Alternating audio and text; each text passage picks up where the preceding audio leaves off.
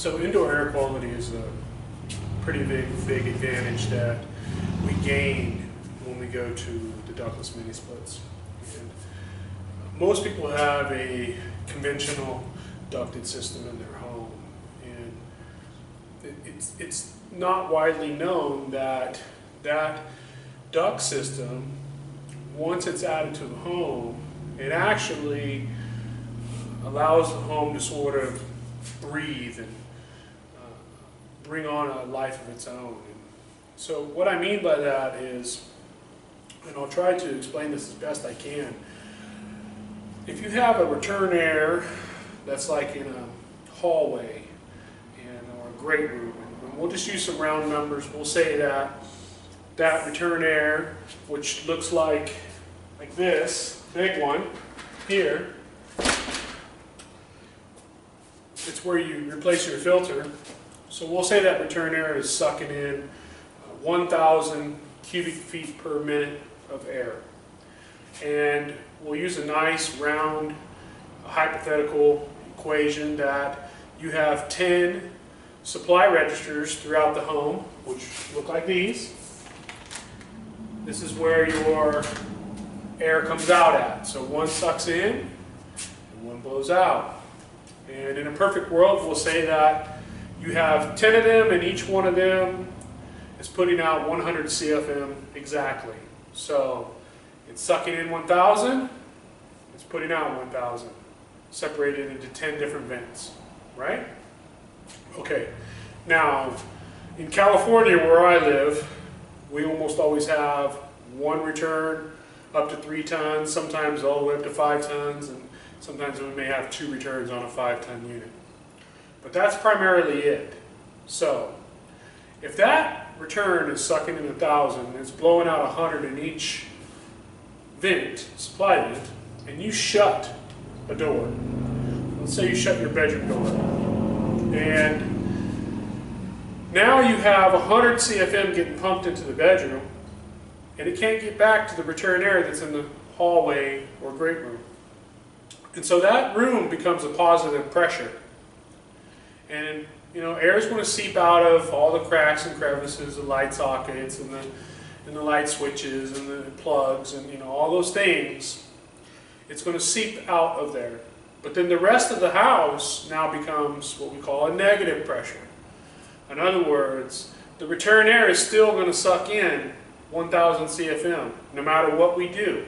If you shut 3 or 4 doors in your home, it doesn't matter. It's still going to pull in 1,000 CFM, and it's going to make that air up somewhere else.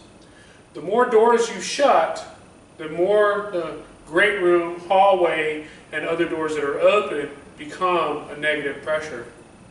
So that's where infiltration comes in, and it's going to start pulling in air from the attic crawl space, underneath, or the attic underneath in the crawl space, or outside air. And through your windows and sheetrock where it meets, when they build a home, there's a lot of framing goes on, and then drilling holes and running plumbing and electrical and refrigerant lines, and all kinds of stuff goes on. And that stuff never gets sealed up.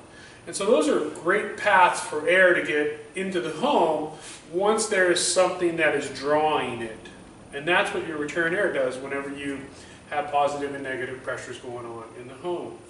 And so that's where you're going to get pollens and allergen stuff. You're going to get smoke from fires and dust. A lot of dust comes in that way too. And I'm sure various other things that we really want to, for the most part, keep outside. So that's one of the issues that happens whenever you have a conventional system. And let's take it a little step further though. So let's look at it like this, because this really is a reality for the vast majority of homes. The return air has one duct primarily. And that one duct goes to the furnace or air handler or whatever you got. And then it comes out and it goes into those 10 ducts. Now you have a lot more connections on the supply side because there's 10 ducts or however many, and you only have one on the return. So the likelihood of you having leaks on the supply side of the duct system far exceeds the return side. So now, let's look at it like this. Let's just say hypothetically, you're losing 100 CFM on the supply ductwork before it even gets into the home. So the return's pulling in 1,000, but it's only pushing 900 into the home.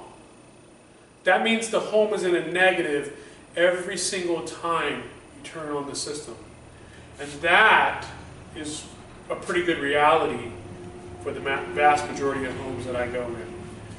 With the ductless mini splits, we put a wall mounted like this, or a ceiling cassette, or floor mounted in each room that we want to heat and cool. And so one of the things that happens here is we take away the positive and negative effects of a conventional ducted system. And the reason is because the return air is on the very top of this unit. So that means every room that's in has its own return air. So you could shut a door and no positive and negative pressures are created within the home.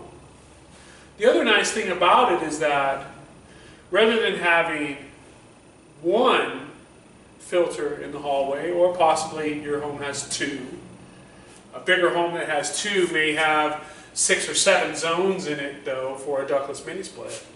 And each one of these here